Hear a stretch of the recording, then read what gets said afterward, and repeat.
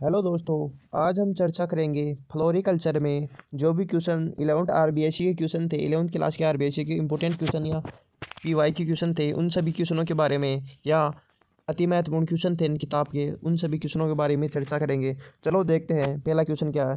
पुष्पराज की उपाधि निम्न में से किस पुष्प को दी गई है? पहला ऑप्शन है क्या ग्लेडियोलस को दी गई है, सेकंड ऑप्शन है गुलदाउदी को दी गई है, थर्ड ऑप्शन है गुलाब को दी गई है, फोर्थ ऑप्शन है गेंदा को दी गई है। तो पुष्पराज की उपाधि गुलाब को दी गई है तथा पुष्पों की रानी की उपाधि गुलदाउदी को दी गई है।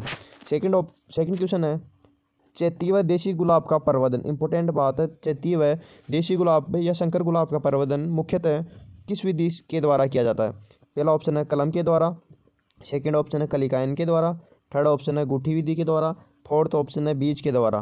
तो चलो बताओ इसका राइट आंसर होगा चैती तथा देशी गुलाब का प्रवर्धन कौन सी मेथड से किया जाता है? तो इसका राइट आंसर होगा कलम। गेंदे का प्रवर्धन किस विधि के द्वारा किया जाता है?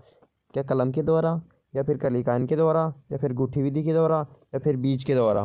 तो गेंदे का प्रवर्धन कौन सी विधि के माध्यम से किया जाता है? तो बताओ इसका राइट आंसर क्या होगा। गेंदे का प्रवर्धन बीज के द्वारा या सीड के द्वारा किया जाता है। तो एक हेक्टेयर में 1 से 1.5 kg बीज की आवश्यकता होती है।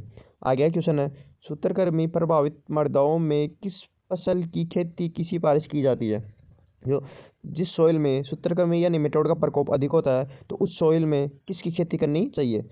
क्या ग्लेडियोलस की, या फिर गुलदाउदी की, या फिर गुलाब की, या फिर गेंदे की? तो चलो बताओ इसका राइट आंसर होगा ग्लेडियोलस की, या फिर गुलदाउदी, या फिर गुलाब, या फिर गेंदा। तो इसका राइट आंसर होगा गेंदा। गुलदाउदी की उत्पत्ति किस देश में हुई है? क्या जापान में, या फिर अफ्रीका में, या फिर चीन में, या फिर भारत में? चलो बताओ इसका राइट आंसर क्या? राइट आंसर होगा चीन। आगे का क्वेश्चन है ग्लेडियोलस का प्रवर्धन किस विधि से होता है? ग्लेडियोलस का प्रोपोगेशन कौन से मेथड के माध्यम से होता है? क्या बीज के माध्यम से, या फिर कंद के माध्यम से, या फिर गंध के माध्यम से, या फिर कलम के माध्यम से? तो इसका राइट आंसर होगा गंध के माध्यम से ग्लेडियोलस का प्रवर्धन किया जाता है। आगे का क्वेश्चन है आकर्षित पुष्प प्राप्त करने के लिए निष्कलिकायन व चुटाई की क्रिया किस पुष्प फसल में की जाती है? क्या ग्लेडियोलस में की जाती है, या फिर गुलदाउदी में की जाती है, या फिर गुलाब में की जाती है, या फिर गेंदे में की जाती है? आकर्षण या अधिक सुंदर दिखने के लिए चुटाई की जो भी क्रिया की जाती है जो कौन से पुष्प में की जाती है? तो इसका राइट आंसर होगा गुलदाउदी।